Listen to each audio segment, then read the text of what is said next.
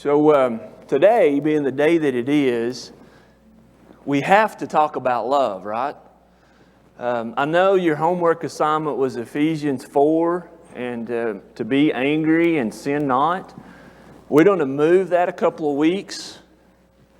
I'm actually going to be out of town on the 28th of this month, so Ken is going to be able to fill in, and he was prepared to talk about anger and not sinning last week.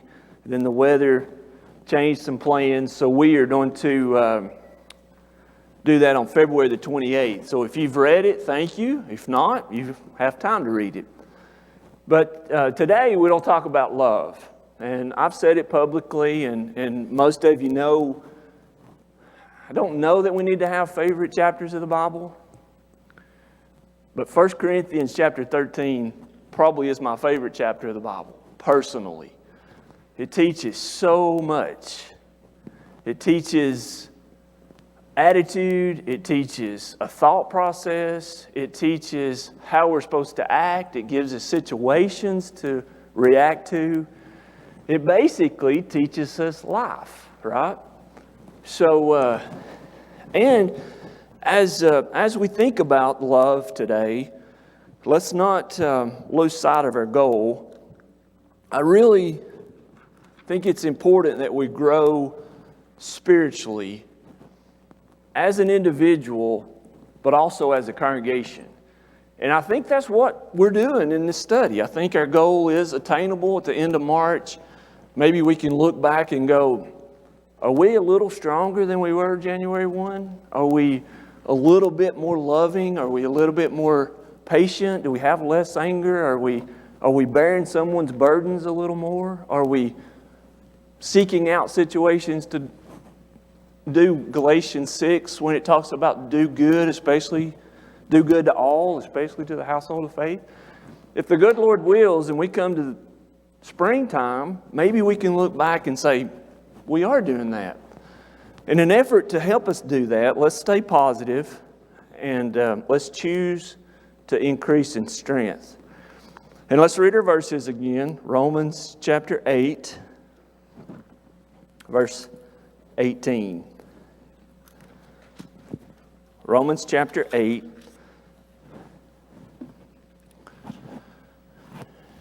verse 18.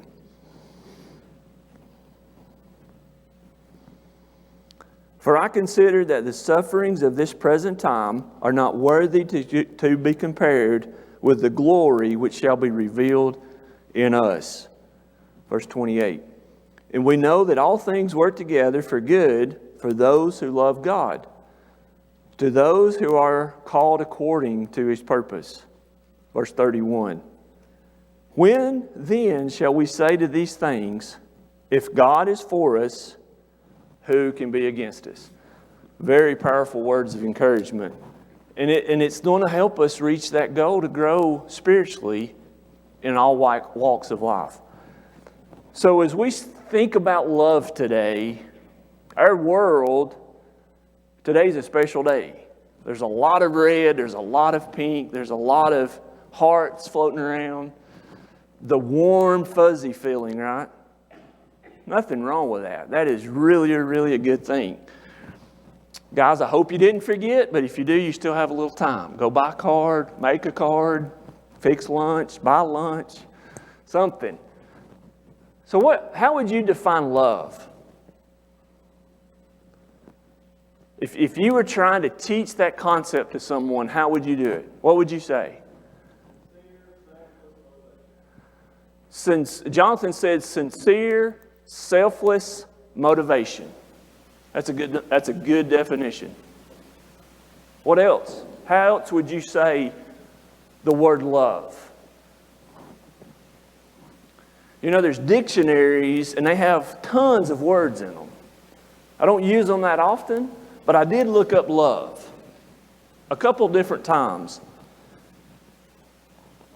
A very strong, warm feeling or deep concern for someone. To feel passion or a strong affection for someone. We agree with that? Sure. But more accurately, The Bible defines love this way. Love ministers, love covers sins, love forgives, love endures, love is truth, love serves, love sacrifices. 1 Corinthians 13. It also teaches us a concept in Matthew 22, 37 through 40. Matthew 22, 37 through 40.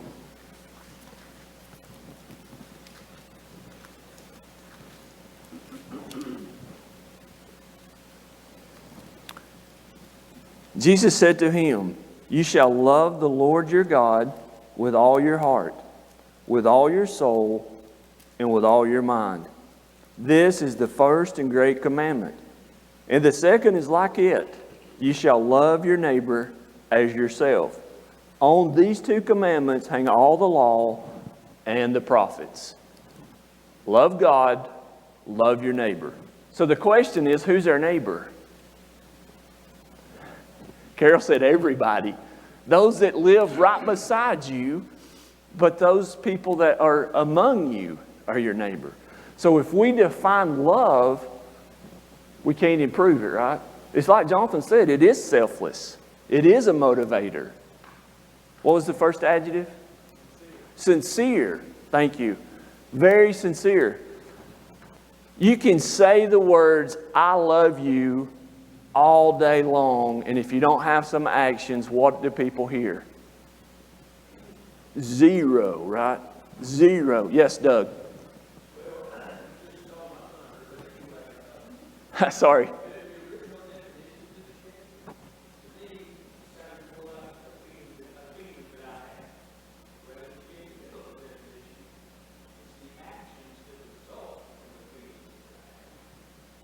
Exactly. Exactly. Doug said that the biblical definition gives us the actions behind the feelings that we have. That's the motivation to get the love done. So if we apply love today, how would you do it? We've spent almost a month and a half on application. Do the Scriptures apply to me? Do the Scriptures apply to me in love? Yes, Dennis. Okay, we'll go on then. That's apply. That's how we apply. For God so loved the world that He gave His only begotten Son.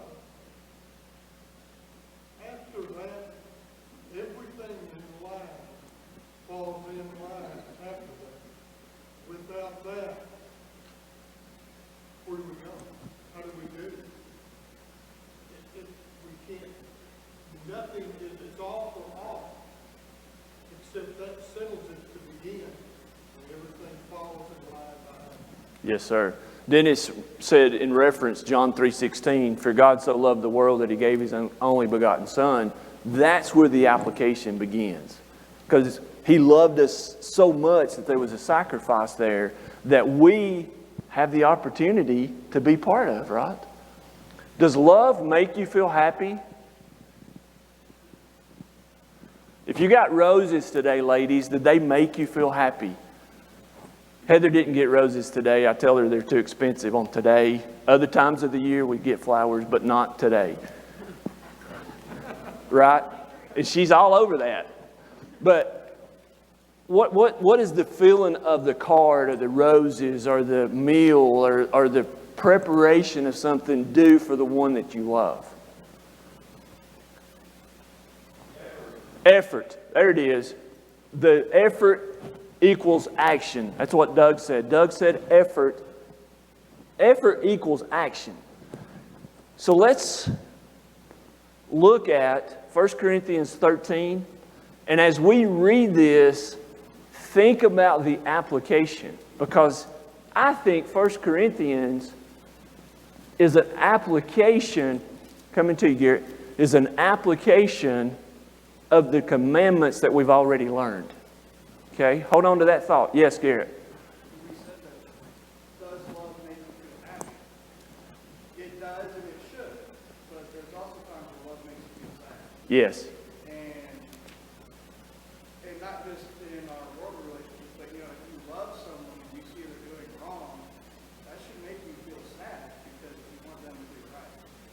It's also a motivator in that sense. Absolutely. That's a good point. Garrett said that we should feel happy when we're loved. But on the other side of it, it could make us feel sad. Because if someone that we love is not doing God's will, is not doing correctly, that should make us sad.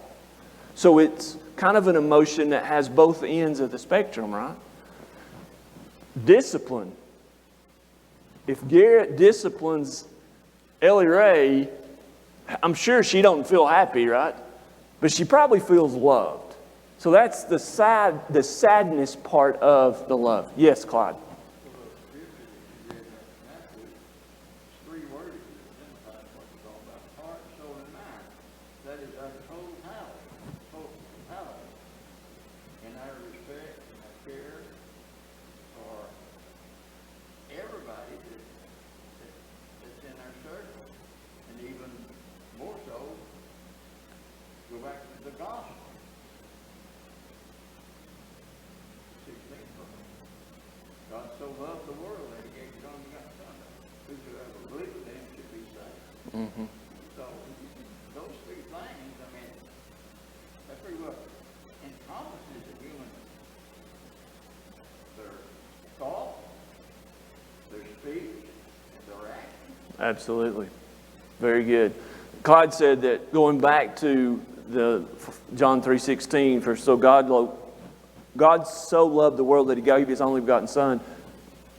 In him who believes we are saved. That's a paraphrase. But that's the totality of us, right? That's the totality of a Christian. That's the totality. And he said, actions, speech, and life. That's exactly right. So when you say, I love you, I love shrimp. And if I wasn't scared of getting shell poisoning, I think I could eat it every single day. And I have tried. I've tried several days in a row. It's really, really good. I love pizza. I love hamburgers. I love food. But do I really love that? Because if we have the definition that says a strong, warm feeling or deep concern, maybe. But if the actual definition, which is what God has told us, love ministers, love covers sin, love, it's more than just a warm, fuzzy feeling, is what I'm trying to say. So far this quarter, we have talked about hold fast your confession, Hebrews chapter 10. And we've talked about faith in Hebrews chapter 11. We accompany that with Titus 1:9, where it said hold fast to the faithful word. We've talked about Matthew 25.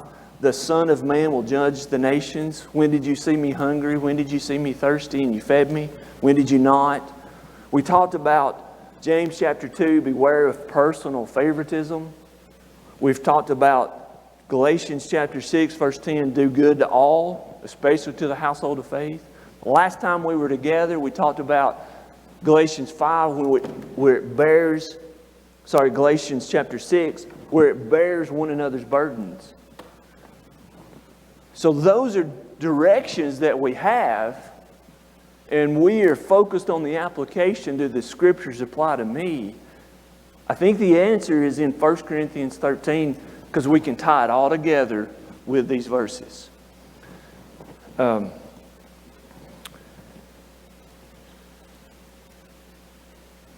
me pause just for a moment on love. I told you I would give you 6 practical ways to lift somebody's load. I'll do that now. I forgot. I was going to do it at the very beginning, but I forgot. If we're talking about Galatians chapter 6, and we're talking about bearing someone's load, okay? Here they are. Number 1, you pray. Number 2, you write a note of encouragement.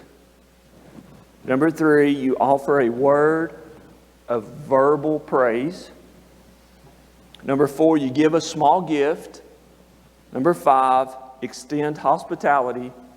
And number 6, lend a helping hand. Those are everyday situations that we can do, right? To bear someone's burden. But it applies to all those aspects of what we're trying to do. So let's read 1 Corinthians chapter 13, and let's think about the application. Because the answer is in the definition. It's actually in the Scriptures. Though I speak with the tongues of men and of angels, but have not love, I have become sounding brass or a clanking cymbal. And though I have the gift of prophecy and understand all mysteries and all knowledge, and though I have all faith so that I could remove mountains, but have not love, I am nothing. Why were we given those details? If you have a faith that's strong enough to move mountains, what do you have? There's a lot of belief, right? There's a lot of deep-rooted, deep convictions. Your mind's not going to be changed very easily, right? But if you don't have love, you don't have anything. Yes, Jonathan? So chapter 13 is sandwiched between 12 and 14. And 12 and 14 are talking about miraculous gifts that they have. And so in chapter 13, he's trying to tell them to use those miraculous gifts with love, not with haughtiness or pride or whatever. Yes, thank you. Jonathan states that chapter 13 is sandwiched between 12 and 14, and 12 and 14 is talking about the miraculous gifts that they have. He is encouraging them to use these gifts with love. Not just to use them, but to use them with love. Very good point, Jonathan. Thank you. Verse 3. And though I bestow all goods to feed the poor, and though I have my body to be burned, but have not love, it profits me nothing. If you are the richest person in the world, and all you do with your money is feed the poor, thank you. But if you do it without love, you are nothing. That's what it says, right? It's really saying that any and all talents that we have, and however they're displayed, unless it is driven by love, it means nothing. Yes, sir. Clyde said that as long as whatever talents we have, everything that we have, the only way it means something is if we have love. We got to have that love in our hearts. Verse 4. Let's finish verse 3. And though I bestow all my goods to feed the poor, and though I give my body to be burned, but not have love, it profits me nothing. Love suffers long and is kind. Love does not envy. Love does not parade itself. Is not puffed up. Does not behave rudely. Does not seek its own. Is not provoked. Thinks no evil. Bears all things. Believes all things. Hopes all things. Endures all things. If you take those verses and you tried to summarize them into 2 words, I think it would be the best. We absolutely look for the best in every situation.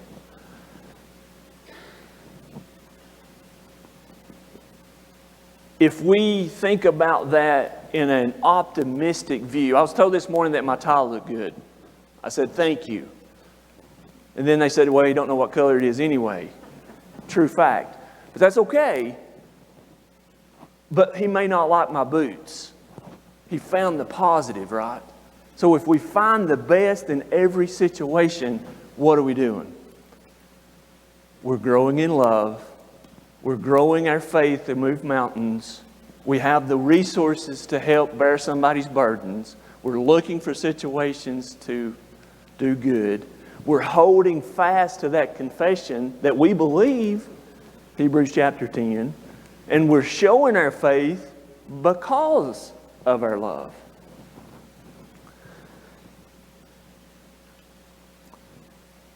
Verse 8. Love never fails. Have you ever had someone fail you?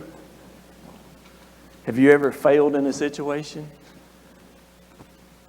How does that feel? What do you think when you fail? I don't want to ever have that again. I don't ever want to fail. And then you do something else, and you do something else, and you do something, and then something fails. It's a hard feeling, right? But love never fails. Let me ask you a question.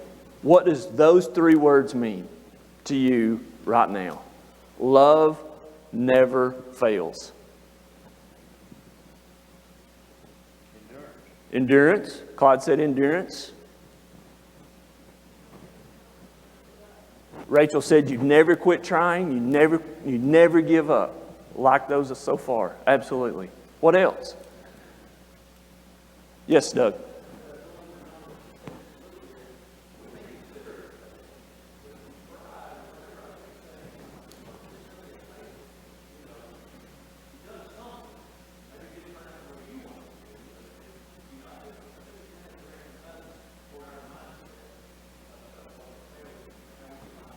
That's a good point. Doug said it's based on how we define failure. If we may in our mind think it's a failure, but the effort was there, it's not necessarily a failure. You can take a horse to water, but you can't make him drink. It's kind of the principle. Yes? Failure can also be a learning experience. You can learn.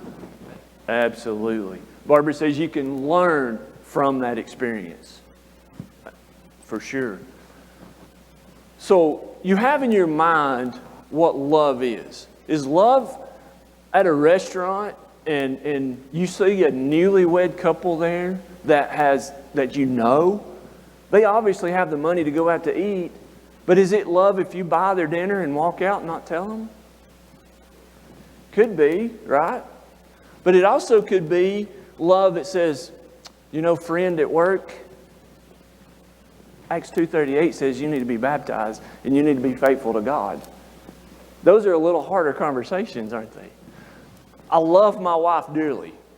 She's the best person in the world. I tell her that every single day, or I try to. And I'm not trying to brag on our relationship. I'm just saying that love generates everything. Love never fails, okay? Yes, ma'am.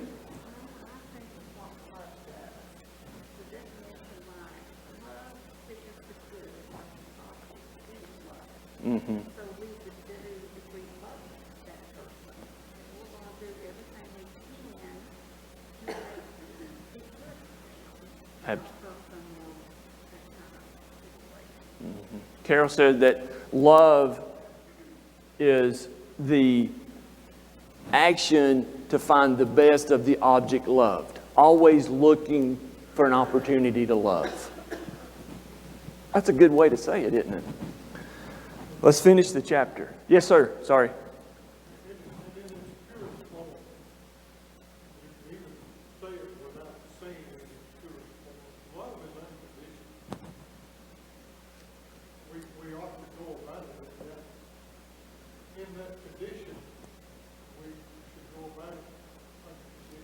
Absolutely.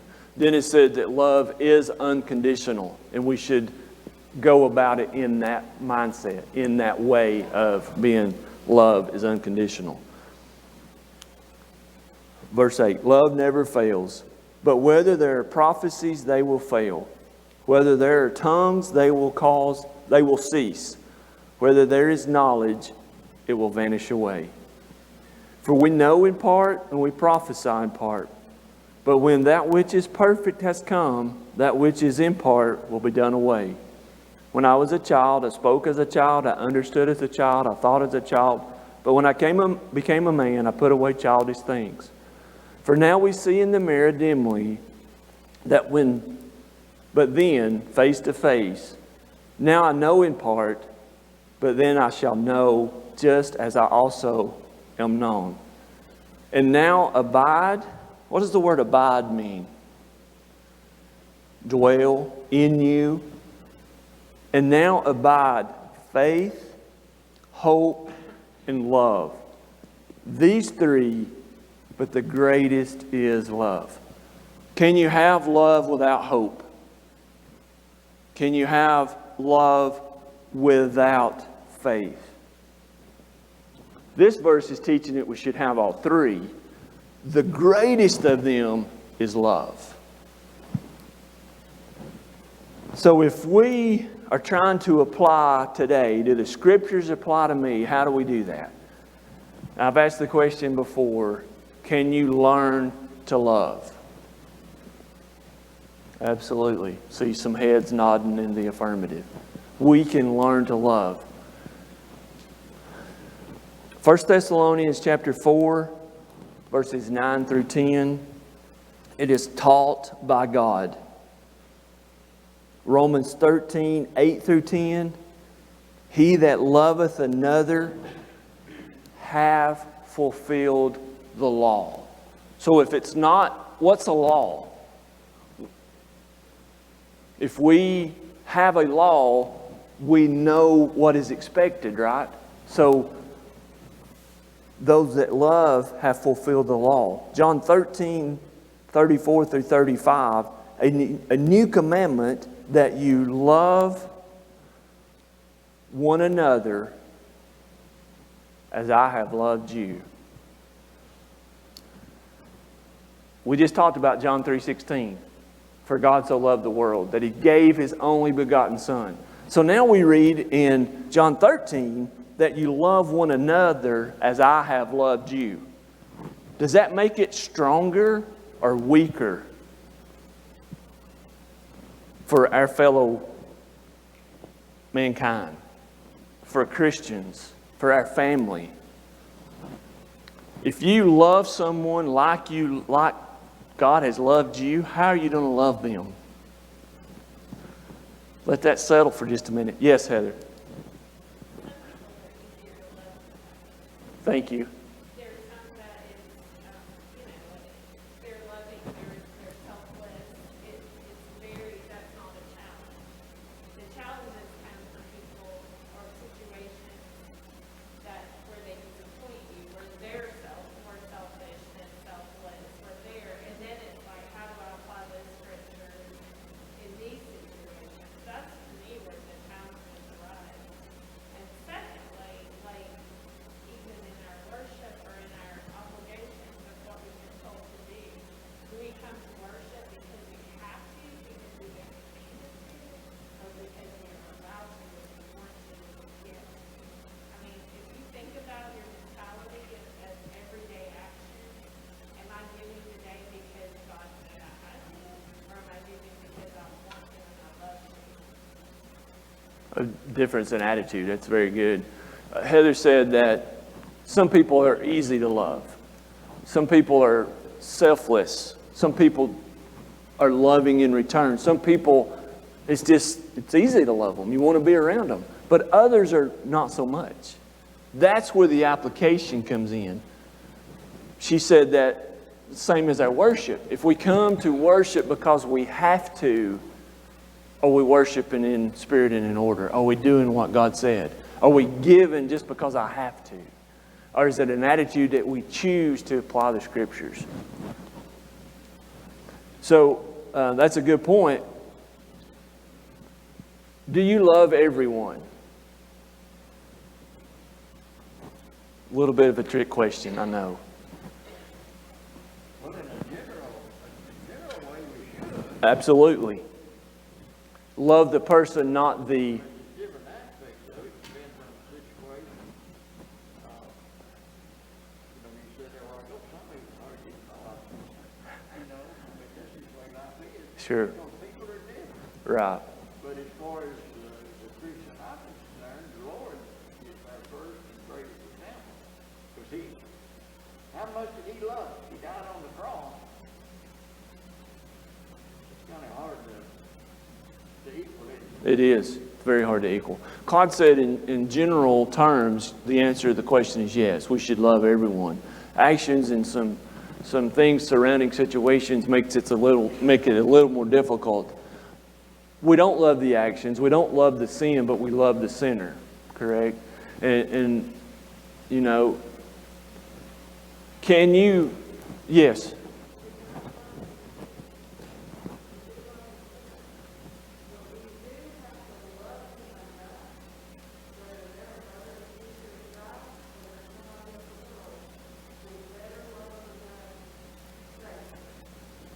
Absolutely.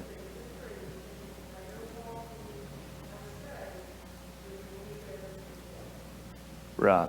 Rachel said, no, we don't love the sin. Yes, we love the sinner. But if they are walking astray, if they're not doing what they're supposed to do, we better love them enough to use some words to try to get them back. That's not the word for word she said. That's what we all trying to say, I think, is we have to love someone enough to say to them the hard things. So we can learn to love. In Ephesians chapter 3, verse 17 says, grounded in love. I'm not an electrician. I know zero about, all I know about electricity is if I turn the light switch on and we have lights, all is well. That's about the extent of it. However, I do know that it needs to be grounded. Who knows some electricity in the building?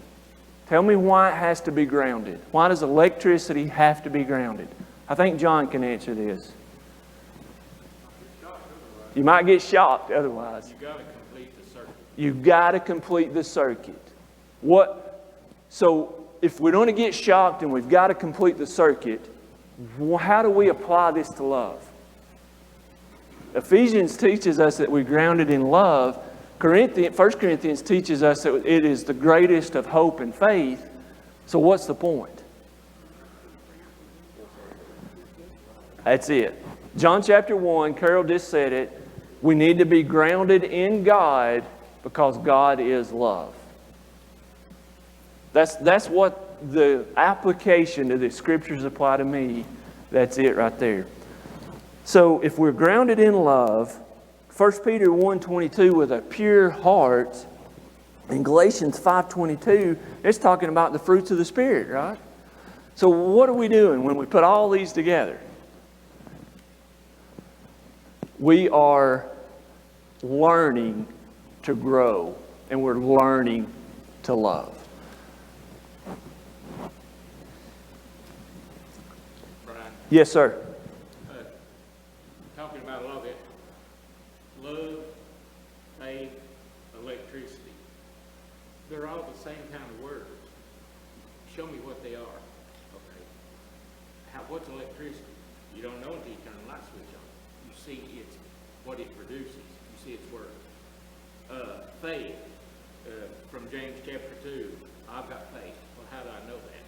By work, what it produces. What's love? And we've talked about it several times. How do you show it? By what it produces. That's right. Steve said that those three words, electricity, love, and hope, are all the same words. He said, how do you know electricity exists until you turn the light on? You see it.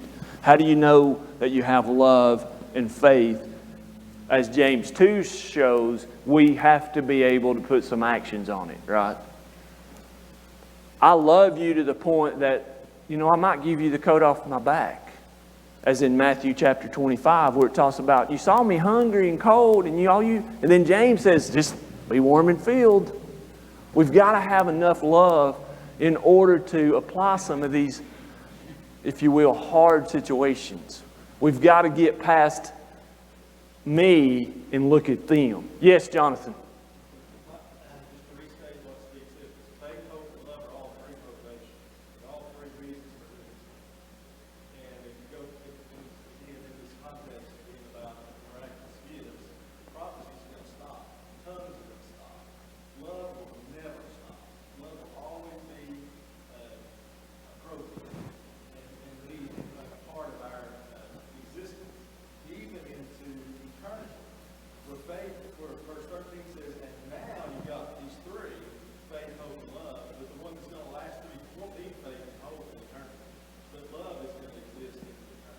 Absolutely.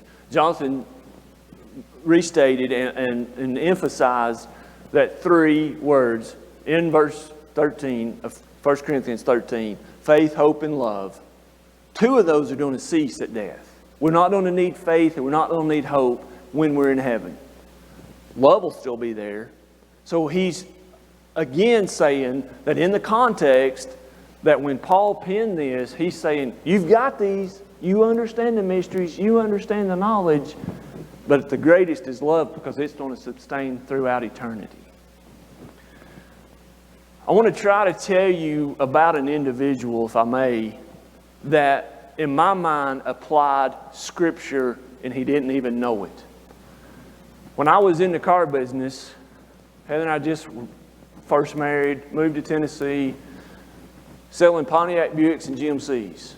A gentleman come in from Pikeville, bought a truck from me. He's a nice guy. Over a couple years, I got to know him. His wife developed dementia. And he took her on a truck ride on their farm that he bought for that reason because she used to love it before she got dementia. He brushed her hair every single day. And her did not, in the latter part, know who he was at all. Is that an application of love bears all, love suffers, love looks for the good? And I'm not trying to put Mr. Wooten, his name was J.W. Wooten, I'm not trying to put him in on a pedestal or anything. But as a young man, that made an impression on me. And he wasn't bragging about it. It was in conversation. Because I tried to talk to his wife, and I couldn't understand. And he looked at me and he said, "What'd she say?" I said, "I don't know." He said, "I haven't for years." But his attitude was, he knew that she liked her hair to be brushed because it calmed her down. And I asked him, I said, "Did you brush her hair before she got dementia?" And he said, "Absolutely." Is that an application of love never fails? That's a worldly story. I don't know that he's a member of the church. I don't know that he died in a right way with God, which is sad. But that particular part of his life, he loved, did he not?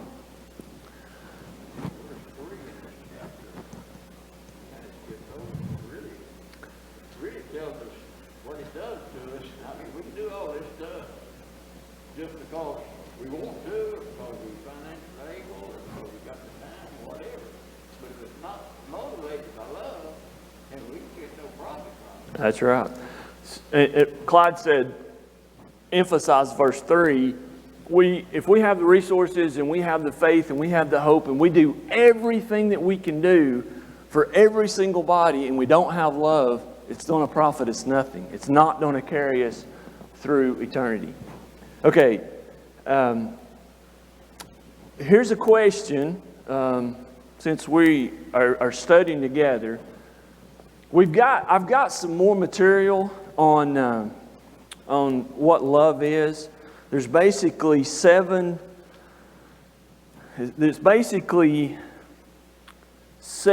ways that we can love. Real love is a communicating love, so forth and so on. Do you want to continue with love next week, or do you want to do something else?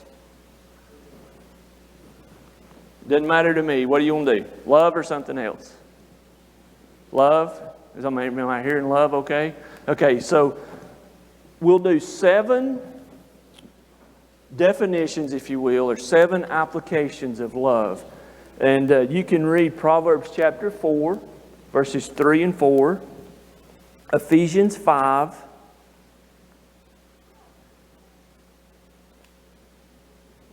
and then read the first chapter of 1 John. And that'll get us started, and we will talk about love one more time. Thank you for your participation and your kind attention.